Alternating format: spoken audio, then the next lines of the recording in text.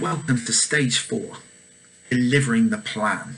Okay, so these are the things that we need to be thinking about. There's a lot of detail in the course, as always. However, there's some headlines I want to run past you. Number 1, estimates. Up until now, we've been working on estimates. And I've encouraged you to think in detail, and in the course, we've given you tools and techniques to use. Now, when you go into delivery, you need to be monitoring how effective your estimates were. And generally, the term that covers what we're about to talk about is project controls. Okay, those are monitoring a level of detail that's appropriate to your project, that those estimates are correct. Because if you're on a big project, it's lots of little things that go wrong that cause the big bucks to go wrong. Okay, it's very rarely a big bang thing that goes wrong. So you have to track all those little things. So we'll probably talk about time, cost, quality. That's what's in your head at the moment. But the National Audit Office in the UK has pointed out that the ultimate success of a project is not necessarily time, cost and quality, because in the UK some of our biggest projects have gone wrong. It's stakeholder perception. Okay. So now if we think about something like Wembley Stadium, it ran a year late, missed an FA Cup final, massively over budget. Most people think it's a great stadium. Yeah, so stakeholder perception is really important. So when you're in delivery, you need to be tracking how the stakeholders are perceiving you. Are they still on board? Because if they're not, they'll start causing trouble anyway.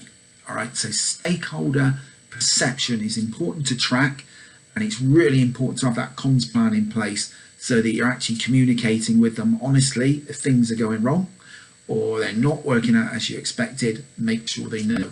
Don't hope that the wind will change and everything will be fine tomorrow, because it never is.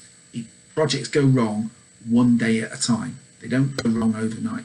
Okay, right. So next up, budgets, costs. Ultimately, that's where an organisation always looks. Yeah. Have we got our costs under control? But actually, your costs can be going up or appear to be going up against your estimates. But that can actually be good news, because against time, you could be running early. So if your project's running early, it's spending more money than it should be expecting at this stage. That actually can mean the project's going well, but the organisation may see you as failing because they say you're spending too much on your project. Equally, your project could look like it's running under budget, which the organisation may think is good news, but what can that mean? Yep, your project's running late, so you're not spending the money on time. So you really need to be conscious about the implications of your budget. Okay, so time, obviously, the whole project's about arriving on time. Your whole plan is about getting there on schedule, yeah? And if you're not, why aren't you? If you're running late or early, what's going on? And that's where your 3-point estimation comes in, because you can go back and go, well, actually, I thought it could be better than this, but you went for my worst case scenario all the time, or I'm running late, but that's because I had to go in my best case scenario because I was being pressured by somebody above me.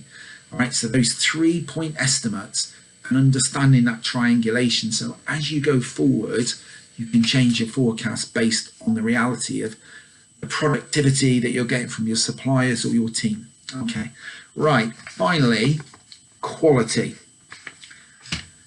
Quality, or sometimes you can be thinking in terms of scope, can come into this. We can also importantly remember benefits, which we haven't really talked about much in planning because it's project planning that we focused on.